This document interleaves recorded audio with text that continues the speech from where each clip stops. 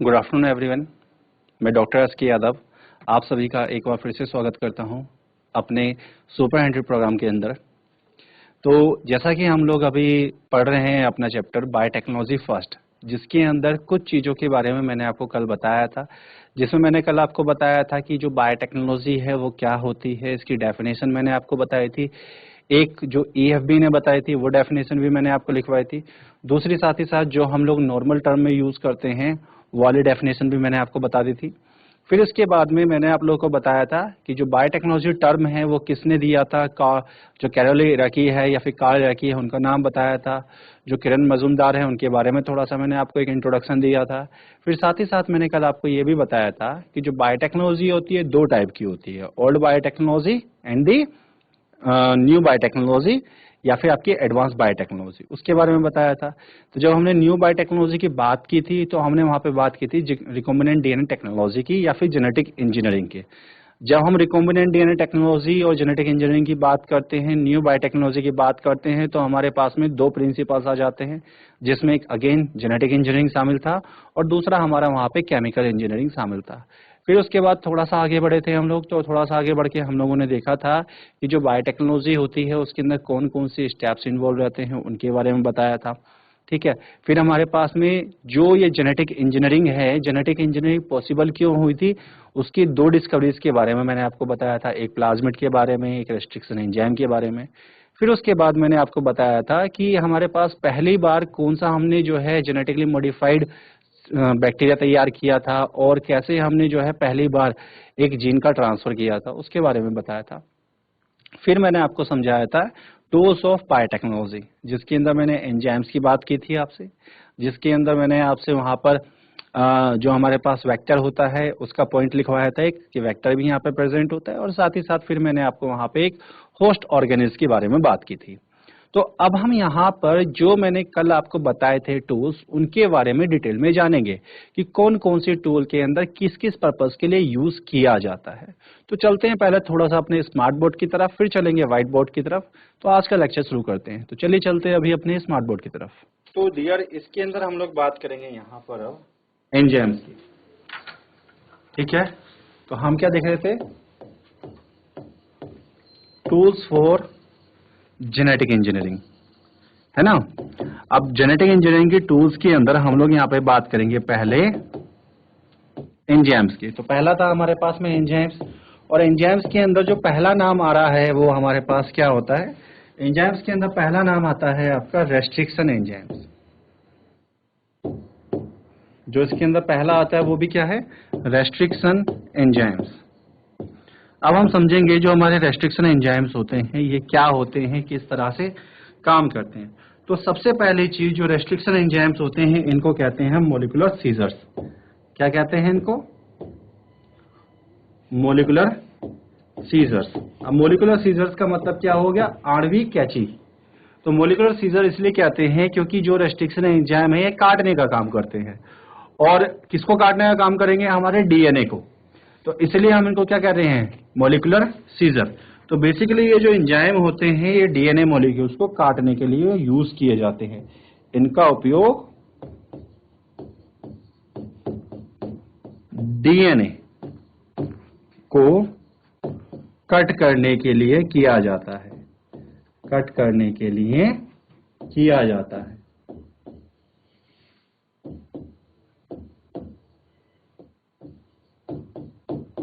तो जब हमें डीएनए काटना होगा तो हम किसका यूज करेंगे, तब हम यूज करते हैं क्या, रेस्ट्रिक्शन एंजाइम का। अब जो हमारे पास रेस्ट्रिक्शन एंजाइम होते हैं ये दो टाइप के होते हैं, इसके दो प्रकार हमें देखने को मिलेंगे। कौन कौन से, उसके बारे में भी हम बात कर लेते हैं। ठीक है। तो उम्मीद करता हूं कि आप लोगों ने ये नोट कर लिया होगा कि जो रेस्ट्रिक्शन एंजाइम्स हैं इनको हम कहते हैं मॉलिक्यूलर सीजर्स। ठीक है। और इनका उपयोग किस चीज के लिए किया जाता है, इनका उपयोग डीएनए को काटने के लिए किया जाता है। इनका उपयोग डीएनए को काटने के लिए किया जाता है। ठीक है। अब हम बात करते हैं इसके अंदर types of restriction enzyme. Restriction enzymes, अब देखिए हमारे पास कितने टाइप के रेस्ट्रिक्शन एंजाइम्स होते हैं उनके बारे में हम बात कर लेते हैं। तो मेनली जो हमारे पास रेस्ट्रिक्शन एंजाइम है ये दो प्रकार के होते हैं। जो रेस्ट्रिक्शन एंजाइम है ये दो प्रकार के होते हैं। कौन कौन से होते हैं उसको हम समझ लेते हैं। ठीक है, देखिए पहला होता है एक्सोन्यूक्लियेजेस, दूसरे होते हैं एंडोन्यूक्लियेजेस। कौन कौन से? एक्सोन्यूक्लियेजेस और दूसरे होते हैं एंडोन्यूक्लियेजेस। तो दो टाइप के हो गए बेटा हमारे पास, एक्सोन्यूक्लियेजेस और एंडोन्यूक्लियेजेस। एक्सोन्यूक्लियेजेस क्या करते हैं? ये किनारों से डीएनए को काटते हैं, ये किनारों से डीएनए कट करते हैं।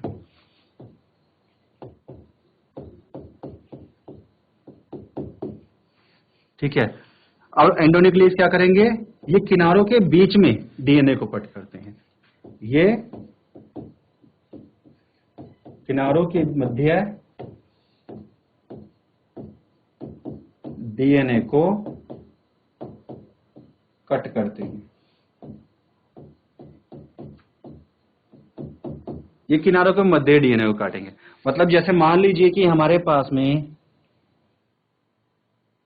ये डीएनए हो गया, इसको हम 5 प्राइम कहते हैं, इसको 3 प्राइम कहते हैं, यहाँ पे ये 3 प्राइम हो जाएगा और ये 5 प्राइम हो जाएगा। ठीक है, तो ये हमारे पास मान लीजिए डीएनए है। अब जो हमारे पास रेस्ट्रिक्शन एंजाइम यदि या तो यहां पे कट करे या फिर यहां पे कट करे, तो ये जो हमारे पास रेस्ट्रिक्शन एंजाइम होगा ये एक्सोन्यूक्लियस कहलाएगा। ठीक है, अब हम बात कर लेते हैं दूसरी तरफ हमारे पास एंडोन्यूक्लियस की। एंडोन्यूक्लियस देखिए किस तरह से काम करते हैं। मान लीजिए कि हमारे पास ये डीएनए का स्ट्रैंड है, वही दिखाएंगे 5 प्राइम 3 प्राइम, यहाँ पे 3 प्राइम, यहाँ पर 5 प्राइम।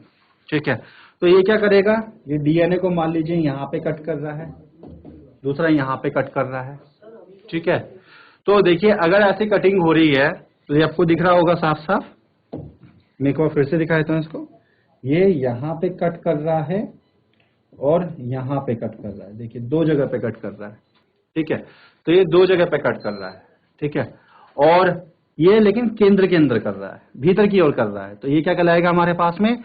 ये कहलाएगा एंडोन्यूक्लियस। तो दो तरह के हो गए ना हमारे पास, एक्सोन्यूक्लियस और एंडोन्यूक्लियस। अब इसके आगे की हम बात कर लेते हैं। तो अब हम यहाँ पे बात करेंगे, हमारे लिए जो रेस्ट्रिक्शन एक्सोन्यूक्लियस है ये कामगार नहीं होता, हमारे लिए जो काम का होता है वो रेस्ट्रिक्शन एंडोन्यूक्लियस होता है। ठीक है, इसकी हम बात करेंगे। तो जो मेन है हमारा यहाँ पर वो है रेस्ट्रिक्शन एंडोन्यूक्लियस। तो किसकी हम बात करेंगे यहाँ पर? Restriction endonuclease. Restriction endonuclease. ठीक है, अब देखिए हमारे पास में जो रेस्ट्रिक्शन एंडोन्यूक्लियस है इनके अंदर हमने एक नाम रखा हुआ है रेस्ट्रिक्शन। तो रेस्ट्रिक्शन का मतलब क्या होता है? किसी चीज के ऊपर रोक लगा देना। ठीक है, तो रेस्ट्रिक्शन नाम क्यों पड़ा है इसके पीछे भी एक कारण है।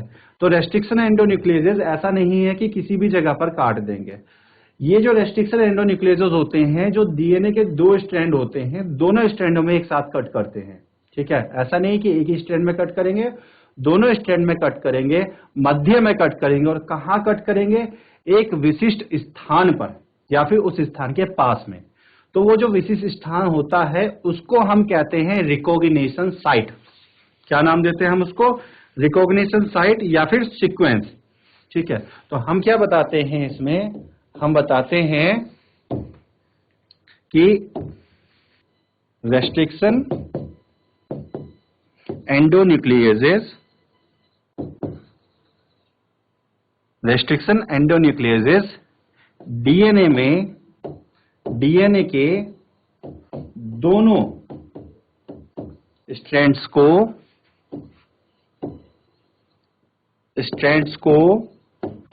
डीएनए के दोनों स्ट्रैंड्स को एक विशिष्ट क्रम वाले स्थान पर कट करते हैं या उस स्थान के पास कट करते हैं, पास कट करते हैं, या तो हम उस स्थान में कट करेंगे या फिर उस स्थान के पास कट करते हैं, ठीक है, कट करते हैं। इस सीक्वेंस मतलब क्या हो गया डियर, क्रम को रिकॉग्निशन साइट,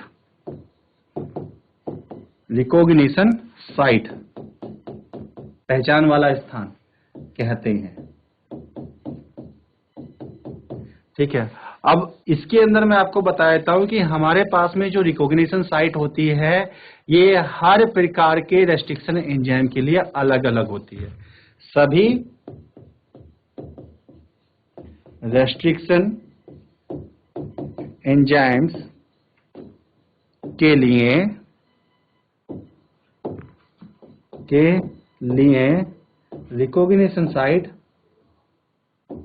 रिकॉग्निशन साइट भिन्न भिन्न होती है, साइट भिन्न होती है। तो सबके लिए भिन्न भिन्न होती है। ऐसा नहीं कि एक ही रेस्ट्रिक्शन साइट पे सभी लोग काट देंगे, सभी एंजाइम काट देंगे, ना, सभी एंजाइम्स के लिए अलग अलग होती है। अब हम बात करते हैं कि पहली बार किस वैज्ञानिक ने इसको पृथक किया था। तो सबसे पहली बार हमारे पास एक वैज्ञानिक थे जिनका नाम था डब्ल्यू आर्बर ने पहली बार हमारे एक रेस्ट्रिक्शन एंजाइम को पृथक किया था, आइसोलेट किया था। तो उम्मीद करता हूं कि आपने ये नोट कर लिया होगा। अब हम इसके बाद आगे बढ़ते हैं। इन एंजाइम्स को सबसे पहले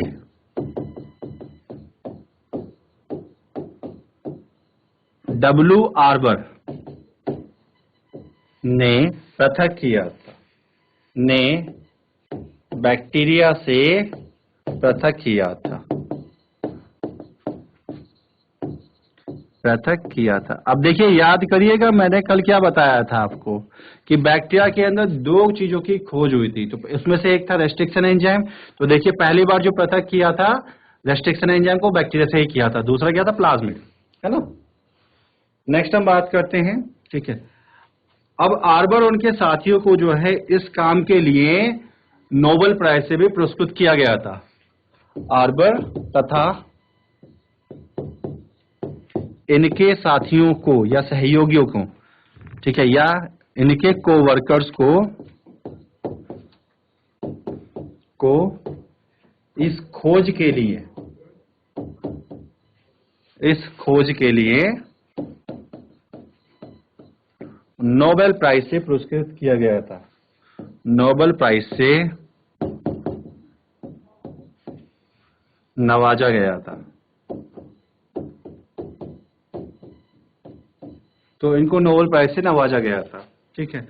अब जब हम बात करते हैं इसकी, तो जो हमारे पास में होता है, तो सबसे पहली चीज जो हमारे पास रेस्ट्रिक्शन एंजाइम है ये क्या करेगा, ये पूरे डीएनए को उसकी लंबाई में पढ़ेगा। मान लीजिए कि हमारे पास में ये एक डीएनए मॉलिक्यूल है ना।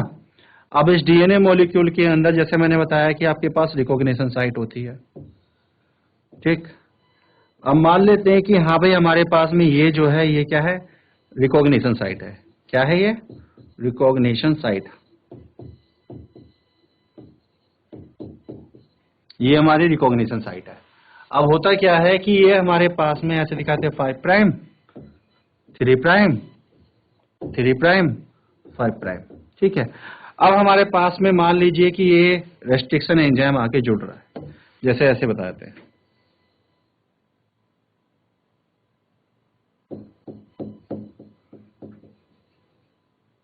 ये क्या है हमारा रेस्ट्रिक्शन एंजाइम, ठीक है। अब देखिए ये जो रेस्ट्रिक्शन एंजाइम है ये आके जुड़ा डीएनए के साथ में। अब ये क्या करेगा रेस्ट्रिक्शन एंजाइम, इसको मैं नाम भी लिख देता हूं यहां पर, ये है रेस्ट्रिक्शन एंडोन्यूक्लियेसेस। ये हमारा रेस्ट्रिक्शन एंडोन्यूक्लियेसेस है। ये क्या करेगा, अब ये लंबाई में आगे तरफ बढ़ेगा। देखिए इधर ये मूव करता जाएगा, कहां पहुंचा, रिकॉग्निशन साइट पर। और इस जगह पर फिर ये क्या करेगा, फिर ये इस जगह पर डीएनए को कट कर देगा यहां पर। तो क्या करा इसने, पहले इसने जुड़ा डीएनए के साथ में, ये पूरी लंबाई में डीएनए के अंदर घूमता रहता है, उसको पढ़ता रहता है, और जहां पर उसको अपना क्रम नजर आ जाता है वहां पर ये आगे काट देगा उसको। ठीक है, तो हम क्या बताएंगे अगली स्लाइड के अंदर, उम्मीद करता हूं कि आपने ये नोट कर लिया होगा। तो हम अगली स्लाइड के अंदर देख लेते हैं। रेस्ट्रिक्शन एंजाइम या रेस्ट्रिक्शन एंडोन्यूक्लियेजेस पूरी लंबाई में डीएनए का अध्ययन करता है तथा रिकॉग्निशन साइट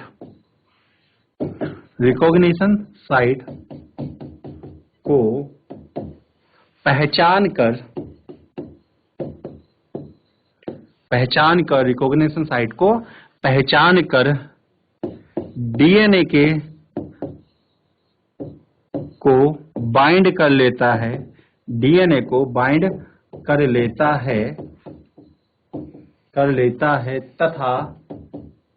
तथा डीएनए के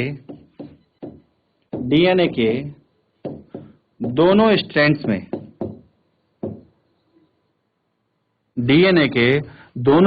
में कट लगा देता है।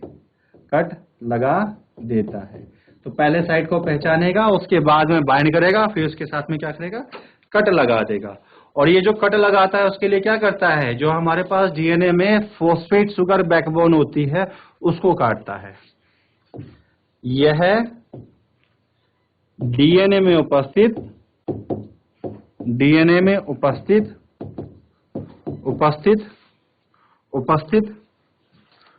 शुगर फॉस्फेट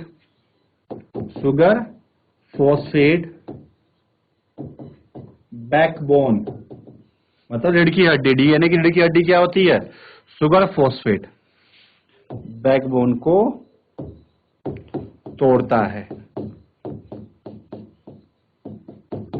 ये क्या करेगा, शुगर और फॉस्फेट के बैकबोन को तोड़ेगा।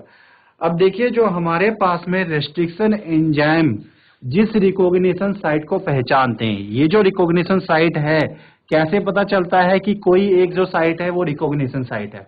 तो पता इसका ऐसे चलता है क्योंकि ये जो रिकॉग्निशन साइट होती है, इनका जो सीक्वेंस होता है ये पैलिंड्रोमिक सीक्वेंसेस होते हैं। अब पैलिंड्रोमिक सीक्वेंसेस जो आया है ये आपके पैलिंड्रोमिक वर्ड से आया है, और जो पैलिंड्रोमिक वर्ड है उनके अंदर पाया जाता है पैलिंड्रोमा।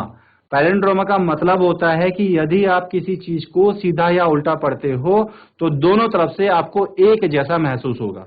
जैसे एग्जाम्पल के तौर पे अगर हम नितिन की बात कर ले, नितिन को स्पेलिंग होती है NITIN, अगर हम उसको पीछे से पढ़ेंगे तब भी नितिन आएगा और आगे से पढ़ेंगे तब भी नितिन आएगा।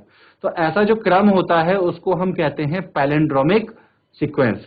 तो ऐसा ही क्रम पाया जाता है हमारे डीएनए के अंदर, जो रिकॉग्निशन साइट होती है वहां पर, और उनको कहते हैं पैलिंड्रोमिक सीक्वेंसेस। उनकी भी हम बात कर लेते हैं यहाँ पर। ठीक है, तो हम बताते हैं, ठीक है, वे विशिष्ट सीक्वेंसेस जो एंडोन्यूक्लियस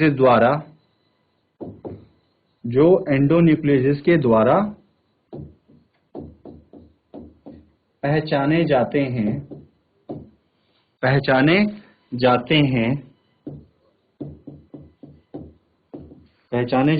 उन्हें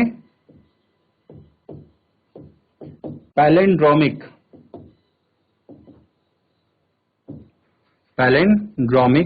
सीक्वेंसेस कहते हैं। इन्हें पैलिंड्रोमिक सीक्वेंसेस कहते हैं। अब देखते हैं पैलिंड्रोमिक सीक्वेंसेस क्या होते हैं। ठीक है, तो देखते हैं अभी इसको। ठीक, आपने उम्मीद करता हूं कि नोट कर लिया होगा। आगे बढ़ते हैं, इसमें कहते हैं। ठीक है रिया, चलो आगे बढ़ते हैं इसके अंदर। तो पैलिंड्रोमिक डीएनए सीक्वेंसेस वो सीक्वेंसेस होते हैं जो कि आप आगे से पढ़िए या पीछे से पढ़िए, वो हमेशा कैसा है, एक ही टाइप के रूप में पढ़े जाएंगे। ठीक है, तो पैलिंड्रोमिक सीक्वेंसेस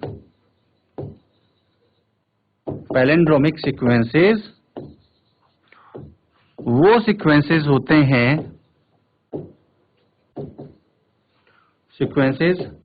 हैं जो कि डीएनए की सेंटर एक्सिस से बैकवर्ड और फॉरवर्ड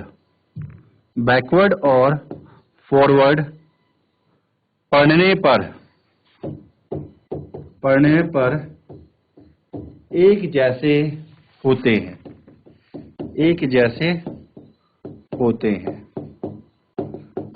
ठीक है, तो ये हमारे पास में जो पैलिंड्रोमिक सीक्वेंसेस हैं वो ऐसे हैं जो सेंट्रल एक्सिस से आप बैकवर्ड पढ़िए या फॉरवर्ड पढ़िए, आपको एक जैसा ही महसूस होंगे वो।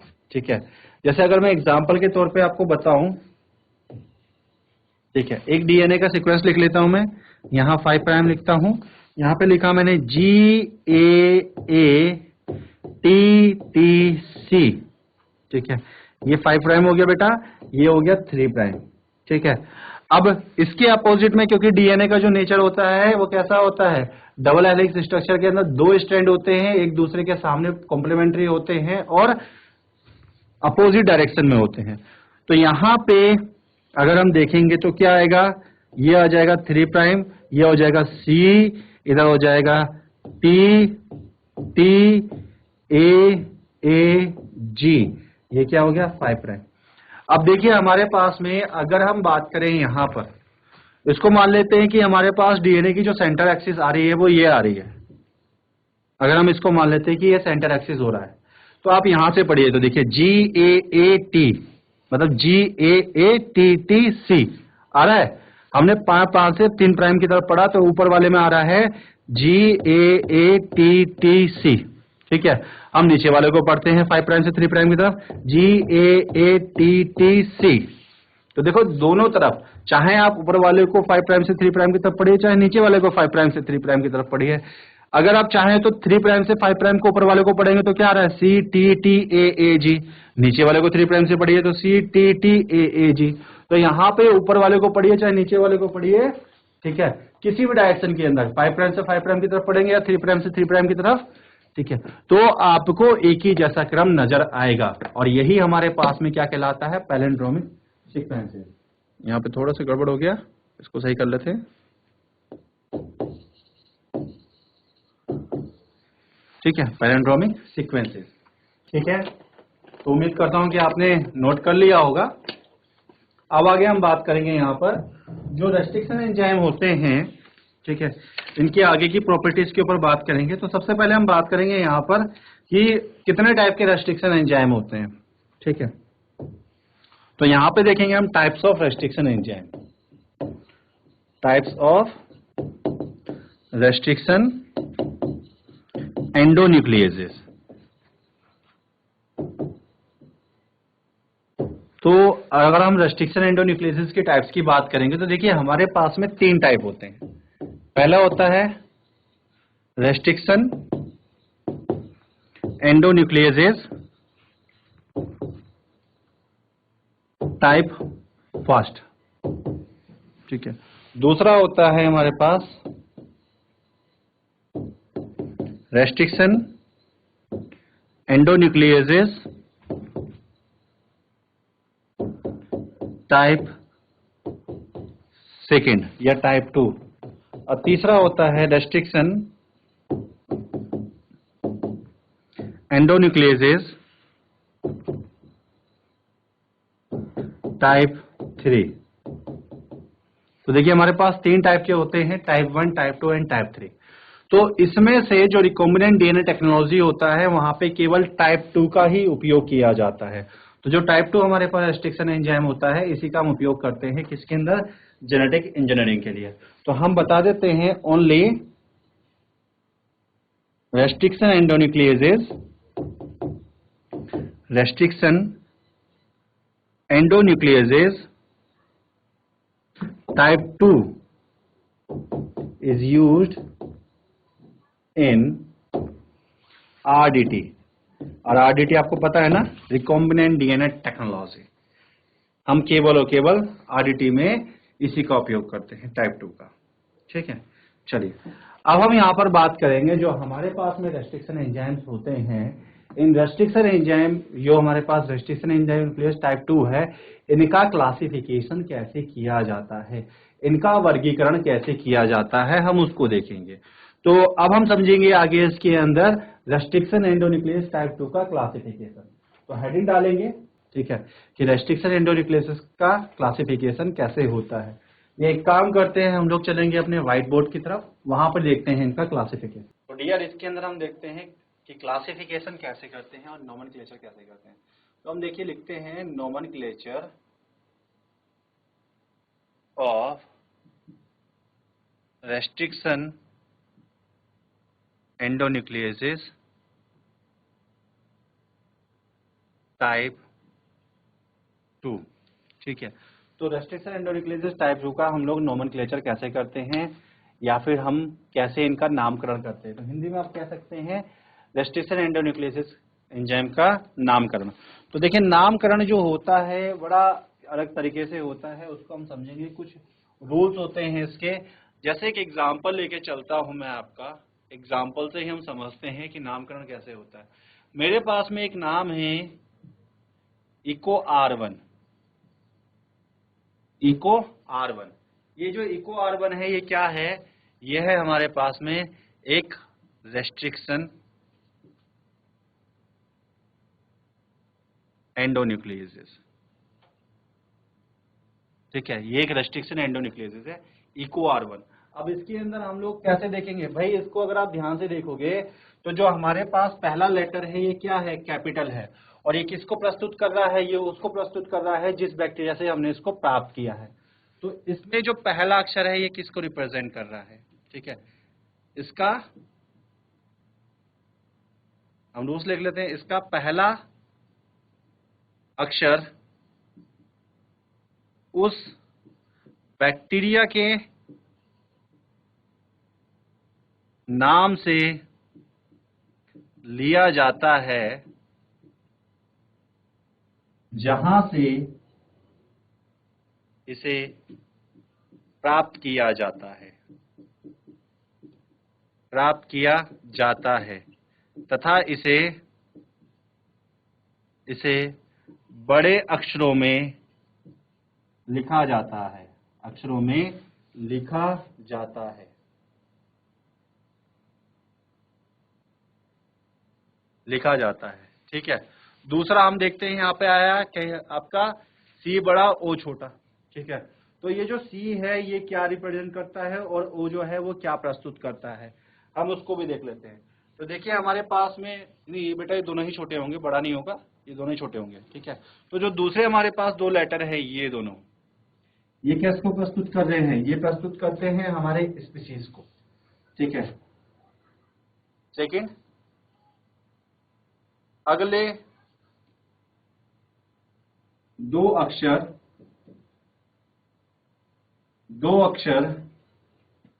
बैक्टीरिया की स्पीशीज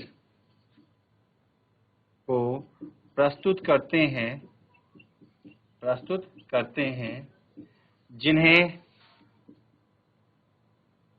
बैक्टीरिया की स्पीशीज के पहले दो अक्षरों से प्राप्त किया जाता है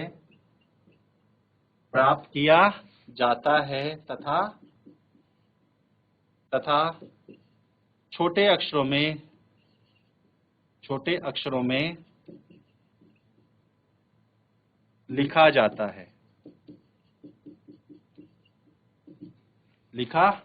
है, अब इसके बाद आगे हम बात करेंगे यहाँ पर जो हमारे पास में आपका आता है नाम। ठीक है, इसके बाद जो तीसरा आपके पास में आ रहा है, एक ग्रुप ये हो गया, एक ये हो गया, एक ग्रुप ये हो गया, एक ये हो गया। अगर हम कहें तो यहाँ पे तीसरा आपका ग्रुप आता है या फिर आप कह सकते हैं चौथा अक्षर। तो यहाँ पे हम कहते हैं जो चौथा अक्षर आ रहा है वो किससे आ रहा है, ये चौथा अक्षर आता है आपके स्ट्रेन से, स्ट्रेन। मतलब जो स्पीसीज आपने ली है उसके अंदर भी स्ट्रेन होते हैं अलग अलग प्रकार के। जैसे एक एग्जांपल के तौर पे अगर हम मैं बात करूं तो हम सारे के सारे क्या है, होमो सैपियंस सैपियंस। हमारे अंदर भी क्या है, कोई नेगी है, कोई थपलियाल है, कोई गिल्डियाल है, ठीक है, कोई किसी कैटेगरी का है। तो ऐसे ही बैक्टीरिया के अंदर भी अपने अलग अलग स्ट्रेन होते हैं एक ही स्पीसीज के अंदर। तो जो अगला आपका चौथा लेटर होता है, जो चौथा अक्षर होता है, वो हमारे स्ट्रेन से प्राप्त किया जाता है और उसको बड़े लेटर के अंदर लिखा जाता है, ठीक है। अगला चौथा अक्षर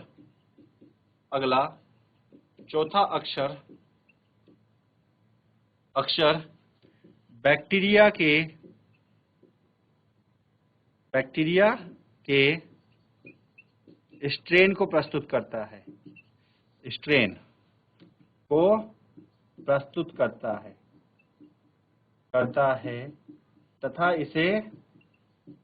तथा इसे बड़े अक्षर में लिखा जाता है,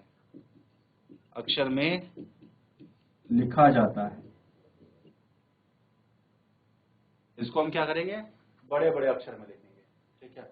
और जबकि हमारे पास में ये जो आखिरी आपका फर्स्ट है, ये क्या है, फर्स्ट है। आप चाहे तो इसको ऐसे कर लेंगे तो ये फर्स्ट है। तो ये जो हमारे पास अगला क्रम है, ये रिप्रेजेंट करता है कि हमने किस क्रम में इस एंजाइम को प्राप्त किया है, ठीक है। तो आखिरी जो हम बताते हैं वो क्या है, लास्ट में लिखा क्रम प्राप्त करने के क्रम को प्रस्तुत करता है,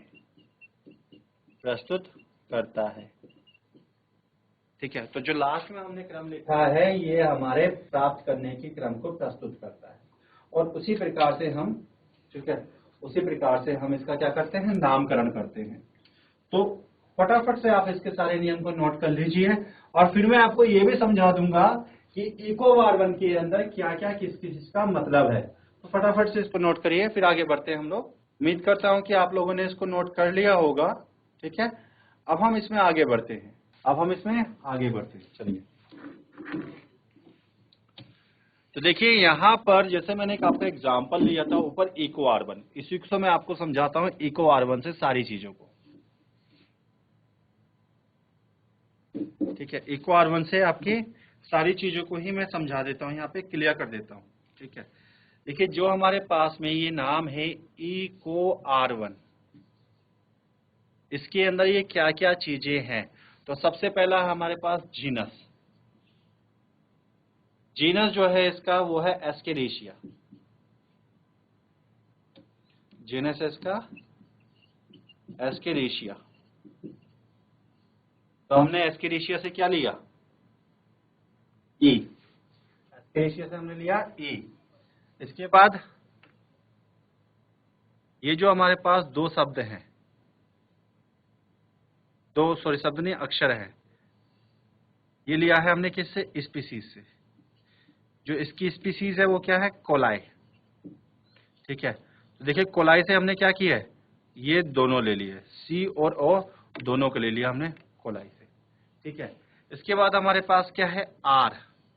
तो आर जो है स्ट्रेन है, जो यहाँ पे स्ट्रेन का नाम है ये है RY13, स्ट्रेन है RY13। तो RY13 स्ट्रेन से हमने क्या लिया, आर ले लिया। और जो ये हमारे पास ये है, ये क्या है, आइसोलेशन सीक्वेंस, पृथक किया गया क्रम, ठीक है। तो ये फर्स्ट है, तो फर्स्ट का मतलब क्या है, पहला, ये पहला है जिसको हमने प्राप्त किया है। तो इस प्रकार से हम लोग क्या करते हैं, इनका नामकरण कर देते हैं, ठीक है। चलिए अब हम आगे बढ़ेंगे इसके अंदर। उम्मीद करता हूं कि आप लोगों ने इसको नोट कर लिया होगा, ठीक है। अब इसके बाद में हम लोग आगे बढ़ते हैं इसमें और आगे देखते हैं बाकी चीजों को। तो देखिए अब हमारे पास में क्या होता है कि हमारे पास जो रेस्ट्रिक्शन एंजाइम है ये दो तरीके से कट करते हैं। एक वो होते हैं जो स्मूथ एंड प्रोड्यूस करते हैं, एक वो होते हैं जो स्टिकी एंड को प्रोड्यूस करते हैं। अब स्मूथ एंड को हम क्या नाम देते हैं और स्टिकी एंड को क्या नाम देते हैं, ऐसा कारण क्या है उसको भी हम समझ लेते हैं, ठीक है। चलिए देखते हैं इसको आगे।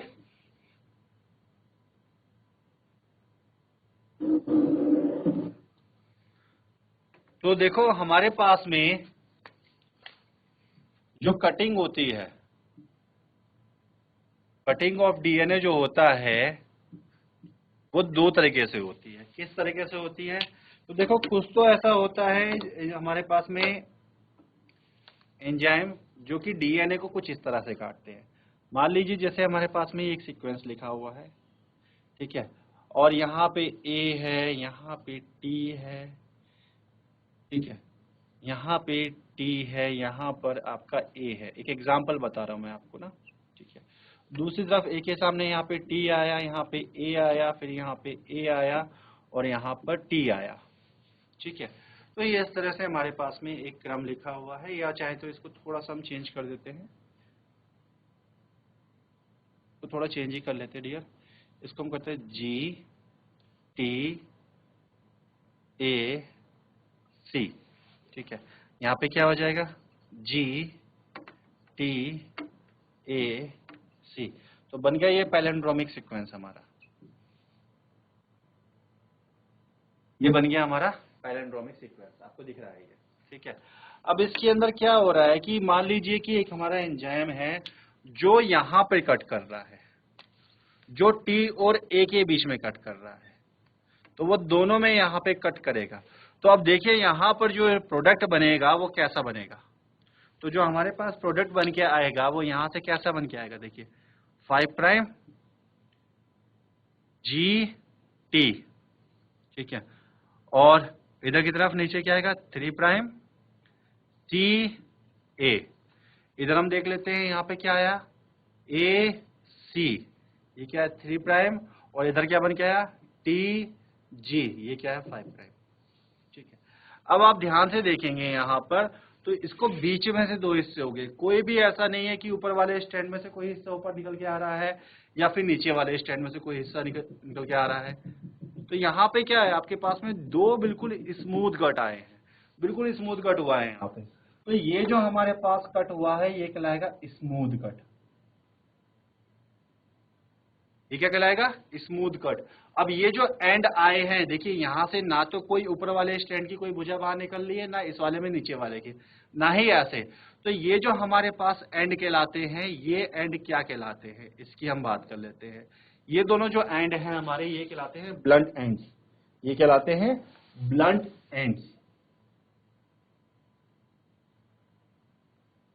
ये कहलाएंगे ब्लंट एंड्स। अगर हम वहीं दूसरी तरफ की बात करें तो एक सीक्वेंस और लिख लेते हैं, सेम सीक्वेंस को लिख लेते हैं 5 प्राइम जी टी ए सी, ठीक है, ये 3 प्राइम, इसका अपोजिट में यहां लिख लेते हैं 3 prime C A T G, ठीक है।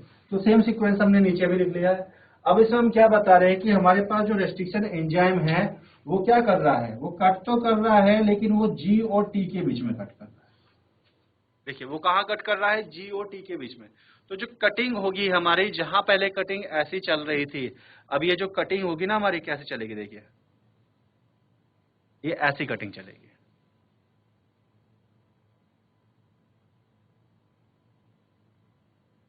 तो जो कटिंग चल रही है वो ऐसी निकल रही है। तो ऐसे में क्या जो उत्पाद बन के आएगा ना बेटा, वो दोनों ही स्टैंड में, ऊपर वाले में भी और नीचे वाले में ही एक एक आपका जो बेस है वो बाहर निकलता हुआ नजर आएगा।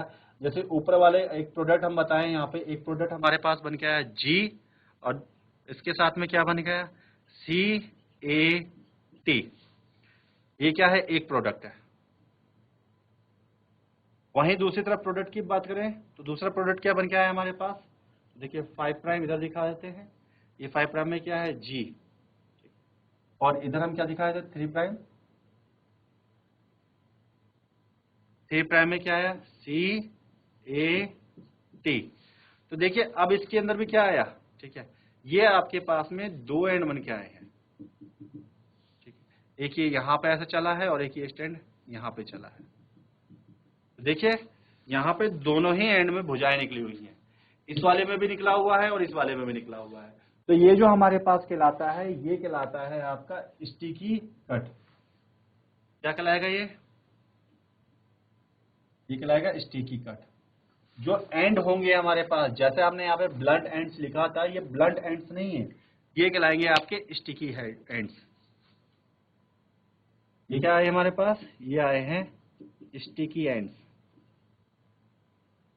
ये कहलाएंगे स्टिकी एंड्स।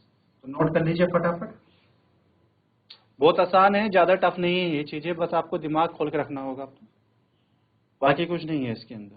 आगे हम लोग बात करेंगे इसके अंदर अब। तो यहाँ पर जो हमारे पास में रेस्ट्रिक्शन एंजाइम वाला कॉन्सेप्ट था, ये तो आपका हो गया है समाप्त, ठीक है। अब हम यहाँ पे आगे बात करेंगे, तो आगे आता है यहाँ पर आपका डीएनए कि बाकी साथ में जो हमारे एंजाइम्स थे उन सभी के बारे में हम लोग बात करेंगे। तो अगला जो हमारे पास है वो क्या है, डीएनए लाइगेजेस।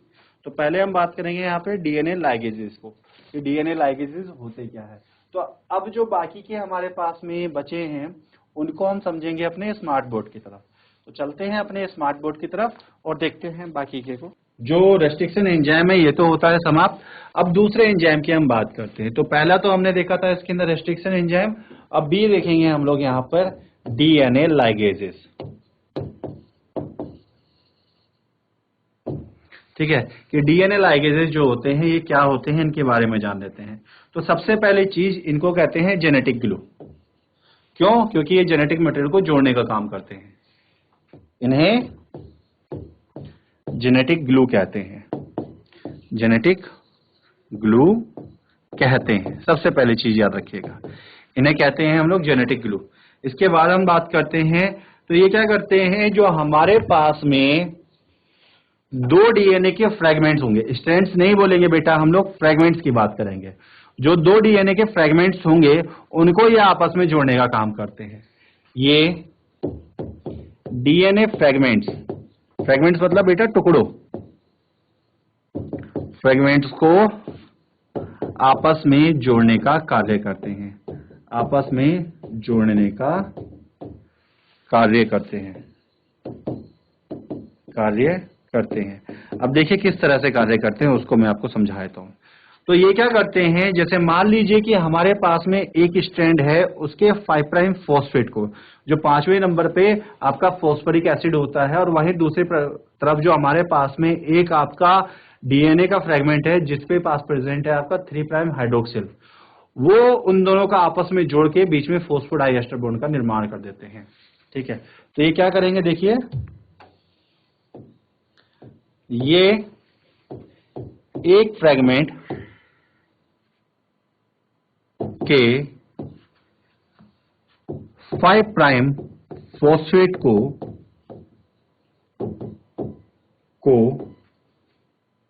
दूसरे फ्रेगमेंट के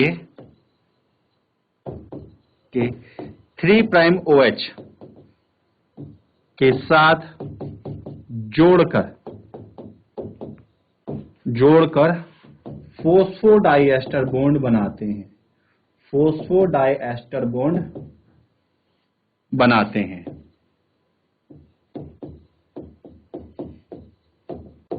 फॉस्फोडाइएस्टर बॉन्ड बनाते हैं। देखिए कैसा होता है, मैं आपको बता दूं, अगर आप लिखते हो किसी भी डीएनए के सीक्वेंस को, देखिए जैसे मैंने लिखा 5 प्राइम से, ठीक है, ये डीएनए बताया मैंने यहाँ पे 3 प्राइम, तो ये क्या प्रस्तुत करता है, ये प्रस्तुत करता है कि 5वें कार्बन पे जो फॉस्फेट है ये फ्री है, ठीक है, और ये प्रस्तुत करता है जो तीसरे कार्बन पे हमारा OH है ये फ्री है, ठीक है।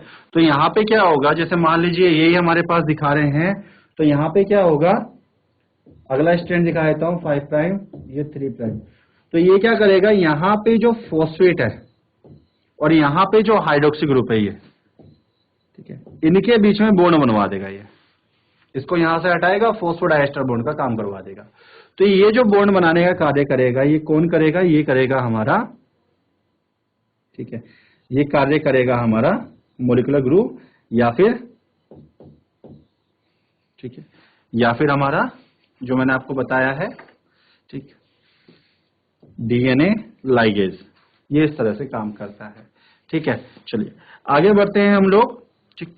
तो ये क्या करेगा, अब हमारे पास में आगे देखते हैं, जो हम लोगों ने डीएनए लाइगेज पहली बार प्राप्त किया था वो कौन सा डीएनए लाइगेज था जिसका सबसे ज्यादा उपयोग आज की डेट में भी किया जाता है। तो यहाँ पे मैं आपको एग्जांपल बता देता हूं। तो हम यूज करते हैं यहाँ पे T4 डीएनए लाइगेज का। हम यहाँ पे जो सबसे ज्यादा यूज करते हैं वो यूज करते हैं T4 डीएनए लाइगेजेस को। ठीक है, अब हम आगे बात करते हैं यहाँ पे अगले एंजाइम की। तो उम्मीद करता हूं कि आपने ये नोट कर लिया होगा। अब इसके बाद हम आगे बढ़ते हैं इसमें। चलिए, तो अगला है यहाँ पर हमारे पास एल्कलाइन फॉस्फेटेजेस। जो हमारे पास तीसरा एंजाइम है वो है एल्कलाइन फॉस्फेटेजेस। अब जरा हम एल्कलाइन फॉस्फेटेजेस की बात कर लेते हैं कि एल्कलाइन फॉस्फेटेजेस क्या करता है, कैसे काम करता है। तो देखिए, एल्कलाइन फॉस्फेटेजेस क्या करता है, जो हमारे पास में 5वें कार्बन पर फॉस्फेट ग्रुप उपस्थित था, ये इसको हटा देगा। अब इसको हटाने से क्या होगा, इसके हटाने से डीएनए लाइगेज की एक्टिविटी रुक जाएगी। क्यों रुक जाएगी? क्योंकि हमने बताया अभी कि जो डीएनए लाइगेज होता है इसको क्या चाहिए, 5 प्राइम फॉस्फेट चाहिए, 5 प्राइम फॉस्फेट चाहिए। अब 5 प्राइम फॉस्फेट को अगर हम हटा देंगे तो ये 3 प्राइम OH को किसके साथ जोड़ेगा, किसी के साथ नहीं जोड़ पाएगा। ठीक है, तो यहां पे अल्टीमेटली क्या कर देगा, जो हमारे पास में डीएनए लाइगेज की एक्टिविटी है उसको ब्लॉक कर देगा। तो हम क्या बताते हैं, हम बताते हैं कि यह एंजाइम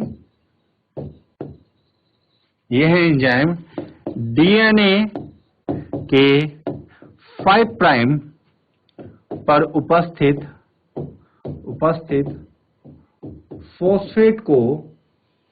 फॉस्फेट को हटा देता है और इस प्रकार से यह डीएनए लाइगेजेस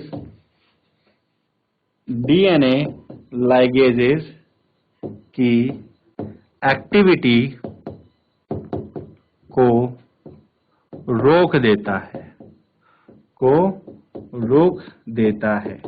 ये डीएनए लाइगेज की एक्टिविटी को रोक देगा, क्योंकि 5वें कार्बन पे से ये फॉस्फेट को हटा देगा। तो बहुत आसान हो जाएगा इसके लिए। ठीक है, इसको हम कहां से प्राप्त करते हैं, इसको हम बैक्टीरिया से प्राप्त करते हैं। इसे बैक्टीरिया से प्राप्त किया जाता है, बैक्टीरिया से प्राप्त किया जाता है। तो हम इसको जो प्राप्त करते हैं वो बैक्टीरिया से ही करते हैं। ठीक है, चलिए आगे हम बात करते हैं डियर। इसमें अगला आता है हमारे पास रिवर्स ट्रांसक्रिप्टेज एंजाइम। अगला आता है रिवर्स ट्रांसक्रिप्टेज। तो आगे बढ़ते हैं हम इसमें।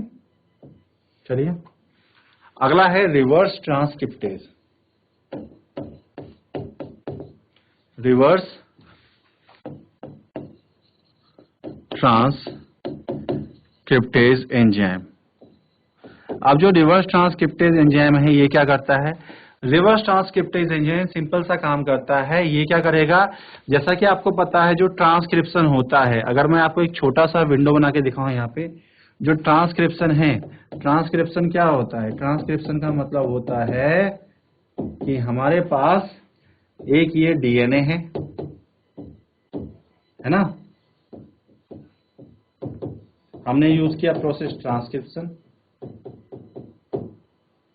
अब ट्रांसक्रिप्शन में क्या होगा, यहां पे आएगा डीएनए डिपेंडेंट आरएनए पॉलीमरेसेस। अब क्या होगा यहाँ पे, यहां बन के आ जाएगा हमारे पास 5 प्राइम से 3 प्राइम आरएनए। क्या बन के आ जाएगा, आरएनए बन के आ जाएगा। अब यहां पे आरएनए बन के आ रहा है by the process of transcription. किससे, डीएनए से। तो डीएनए से आरएनए की बनने की प्रक्रिया को हम कहते हैं ट्रांसक्रिप्शन। और रिवर्स ट्रांसक्रिप्टेज एंजाइम क्या करेगा, इसका उल्टा कार्य करेगा। रिवर्स ट्रांसक्रिप्टेज ट्रांसक्रिप्शन का उल्टा कार्य करेगा। कैसे करेगा, तो देखिए उसको समझते हैं। पहली चीज, यह केवल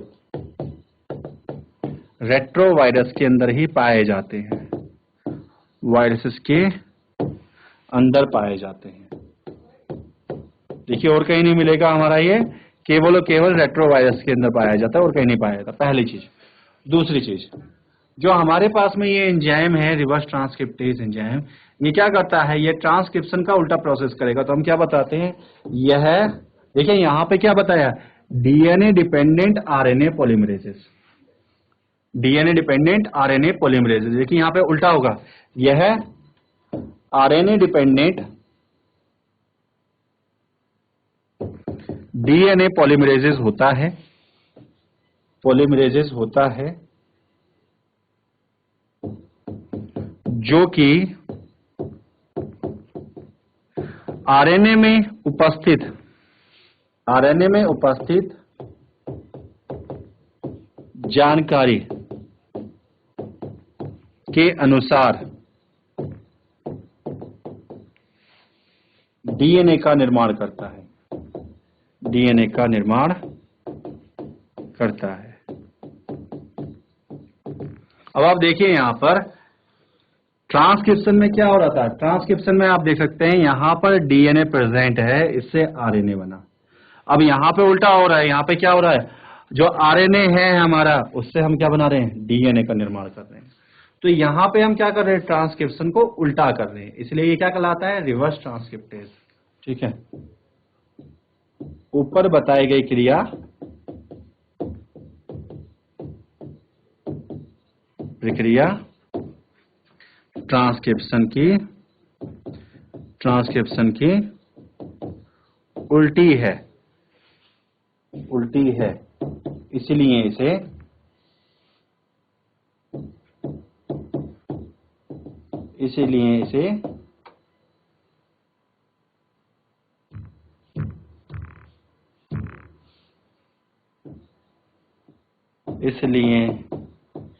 इसे रिवर्स ट्रांसक्रिप्शन कहते हैं, रिवर्स ट्रांसक्रिप्शन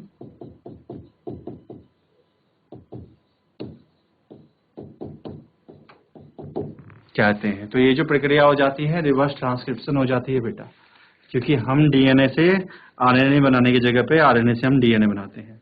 ठीक है, चलिए लास्ट है हमारा डीएनए पॉलीमरेजेस, और हमारा एंजाइम समाप्त हो जाएगा, साथ ही साथ हमारी क्लास भी समाप्त हो जाएगी। ठीक है, तो चलिए लास्ट हम देख लेते हैं डीएनए पॉलीमरेजेस। डीएनए पॉलीमरेजेस, अब देखिए मैंने आपको पहले ही कहा था कि आप अपने एनसीईआरटी में उपस्थित चैप्टर को, जो पहले आपके फेज में था, क्या था, वंशागति का आणविक आधार, उसको देख लेंगे। तो वहां पे आपने डीएनए रेप्लिकेशन पढ़ा होगा। तो डीएनए रेप्लिकेशन के अंदर पढ़ा होगा कि डीएनए रेप्लिकेशन क्या है, कि वहां पे एक ऐसा एंजाइम होता है डीएनए पॉलीमरेज, यह डीएनए में उपस्थित जानकारी के हिसाब से नए डीएनए के स्ट्रैंड का निर्माण करता है। तो डीएनए पॉलीमरेज कुछ नहीं करेगा, सिंपल सा काम क्या करेगा, यह एक डीएनए स्ट्रैंड के अनुसार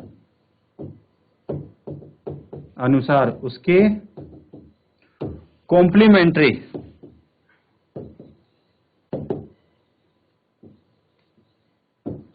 बेसिस को जोड़ते हुए नई डीएनए श्रृंखला का निर्माण करता है। सिंपल सा हमारे पास डीएनए पॉलीमरेज, ये क्या करेगा, एक डीएनए के स्ट्रैंड के अनुसार उसके कॉम्प्लीमेंट्री बेसिस को जोड़ते हुए नए डीएनए की श्रृंखला को तैयार करता है या निर्माण करता है। तो ये डीएनए पॉलीमरेज होता है, बस सिंपल सा। तो हमारे पास एंजाइम हो जाते हैं यहीं पर समाप्त। ठीक है, अब एंजाइम के समाप्त होने के पश्चात डियर जो नेक्स्ट होगा हमारे पास वो क्या आएगा, वेक्टर्स की बात करेंगे हम लोग, कि वेक्टर्स क्या होती हैं, उनके बारे में समझेंगे। तो जो नेक्स्ट क्लास होगी उसके अंदर आपका जो टॉपिक होगा वो होगा वेक्टर्स, वाहक। ठीक है, तो चलिए आज का लेक्चर हम लोग करते हैं यहीं पे समाप्त। अब अगली क्लास के अंदर हम लोग दोबारा से मिलेंगे और जो बचा हुआ टॉपिक है इसका उसको देखेंगे। तो यहीं पर मैं आप सभी लोगों को, तो डियर मैंने आप लोगों को ये पढ़ा दिया है, ठीक है, जिसके अंदर बहुत सारी चीजों पे हम लोगों ने ध्यान दिया है, अपने स्मार्ट बोर्ड की तरफ भी देखा है और अपने व्हाइट बोर्ड की तरफ भी देखा है। तो अब हम क्या करेंगे, अपने लेक्चर को करते हैं यहीं पर समाप्त। कल फिर मतलब नेक्स्ट क्लास में फिर मिलेंगे और आगे के टॉपिक को देखेंगे। तब तक के लिए आप सभी को all the best, good bye.